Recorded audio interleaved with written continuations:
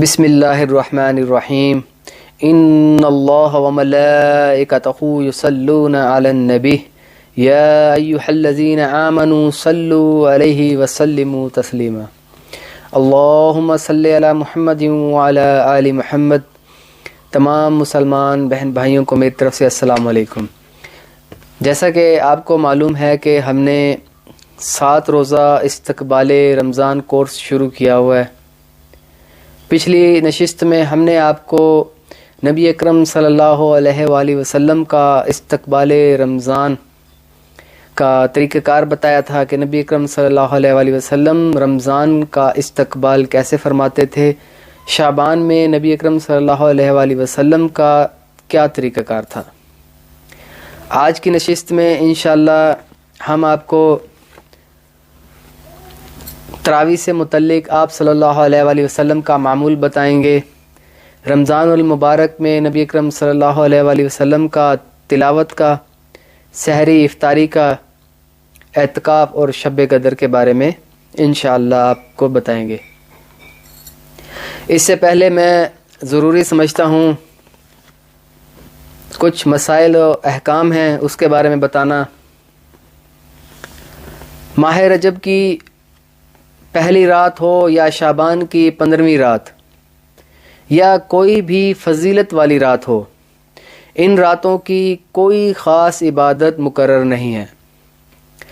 نفلی نماز، تلاوت، ذکر، استغفار، درود شریف، دعا اور ہر قسم کی نفلی عبادات کرنے کا اختیار ہر ایک کو انفرادی ہے، اور ہر ایک اپنی حسب منشا جتنی ہو، جون سی ہو، عبادت کرنے کے لیے آزاد ہے۔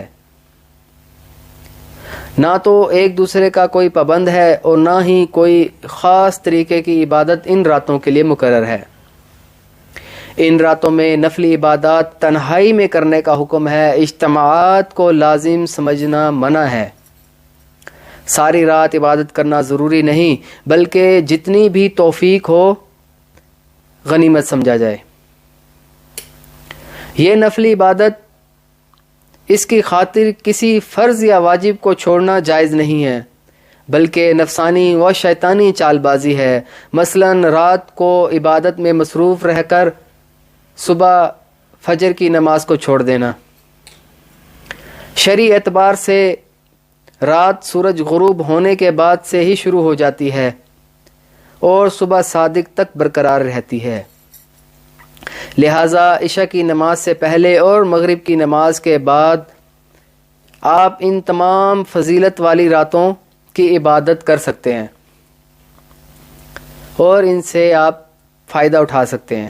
اللہ تعالیٰ کی بارگاہ میں ہر عمل کے قبول ہونے کے لیے خالصاً اخلاص ضروری ہے، لہٰذا ریاکاری کے ساتھ عبادت کرنے سے بچا جائے۔ اللہ تعالیٰ ہم سب کو نبی اکرم صلی اللہ علیہ وآلہ وسلم کے بتائے ہوئے طریقے پر عمل کر کے زندگی گزارنے کی توفیق عطا فرمائے۔ آپ صلی اللہ علیہ وآلہ وسلم رمضان میں تراویح کا بھی اہتمام فرماتے تھے۔ نبی اکرم صلی اللہ علیہ وآلہ وسلم رمضان المبارک میں 20 تراویح پڑھتے تھے اور پڑھنے کی ترغیب دیتے تھے۔ جو شخص رمضان المبارک میں ایمان کے ساتھ اور ثواب کی نیت سے تراویح کے لیے کھڑا ہوگا، اس کے پچھلے گناہ معاف کر دیے جائیں گے۔ آپ صلی اللہ علیہ وآلہ وسلم کے بعد آپ صلی اللہ علیہ وآلہ وسلم کے اصحاب کرام رضی اللہ تعالی عنہ کو بھی ان کا معمول بنایا۔ رمضان المبارک میں نبی اکرم صلی اللہ علیہ وآلہ وسلم تلاوت کلام پاک کا شغف زیادہ ہو جاتا۔ آپ صلی اللہ علیہ وآلہ وسلم ہر سال جبرائیل علیہ السلام کے ساتھ جتنا قرآن پاک نازل ہو چکا ہوتا اس کا 1 مرتبہ دور فرماتے، اور جس سال وفات ہوئی اس سال 2 مرتبہ دور کیا۔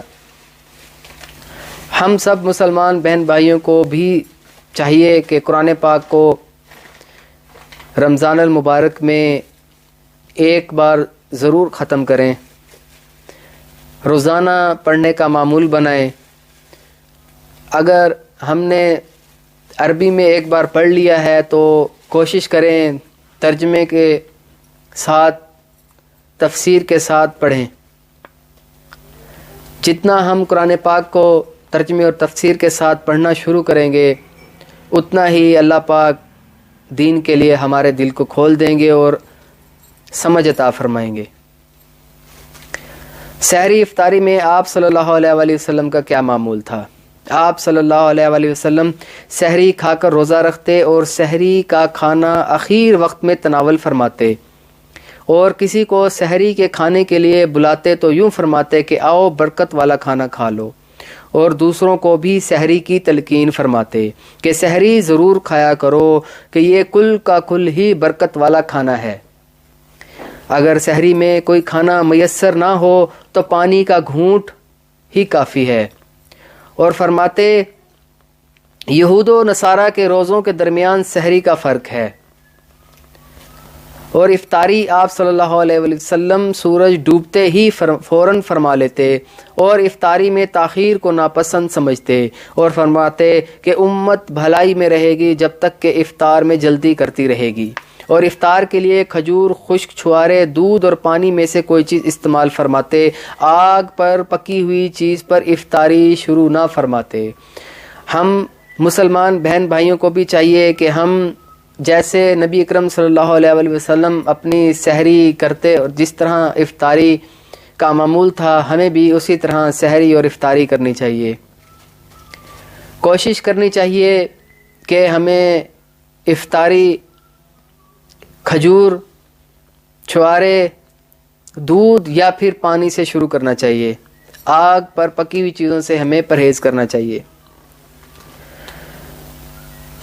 اسی طرح ہی سحری کی کافی ساری دعائیں ہیں، کوئی ایک مخصوص دعا نہیں ہے، جیسا کہ ایک دعا کافی مشہور بھی ہے اور صرف اسی دعا کو ہی پڑھنا مسلمان بھائی آج کل فرض سمجھتے ہیں۔ اللہم انی لک صمت و بیک آمنت و علیک توکلت و علی رزقک افطرت۔ اے اللہ، میں نے آپ ہی کے لیے روزہ رکھا اور آپ ہی پر میں ایمان لایا اور آپ ہی پر میں نے بھروسہ کیا اور آپ ہی کے رزق پر افطار کر رہا ہوں۔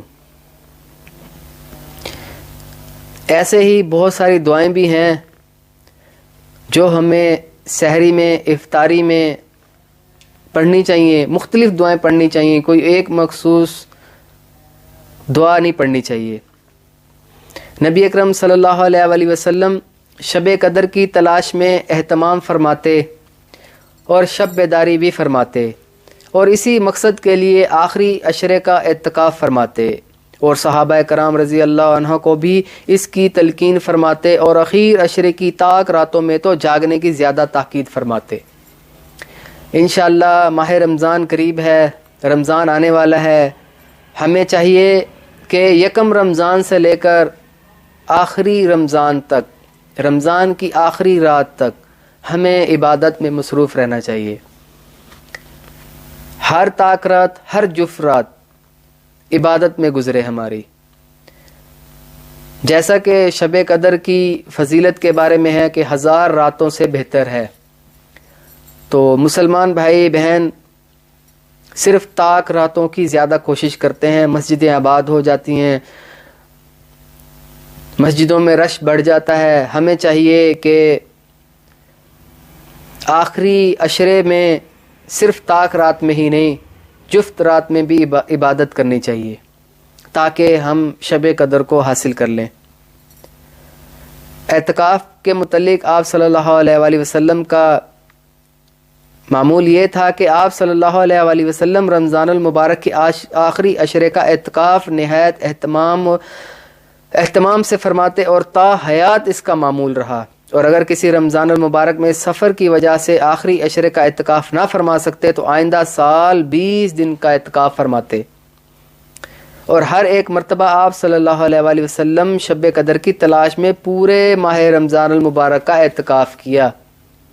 دیکھیں جیسا کہ نبی اکرم صلی اللہ علیہ وآلہ وسلم نے شب قدر کی تلاش میں پورے ماہ رمضان المبارک کا اعتکاف کیا، یعنی کہ پورے 30 روزوں کا، پورے رمضان کا اعتکاف کیا۔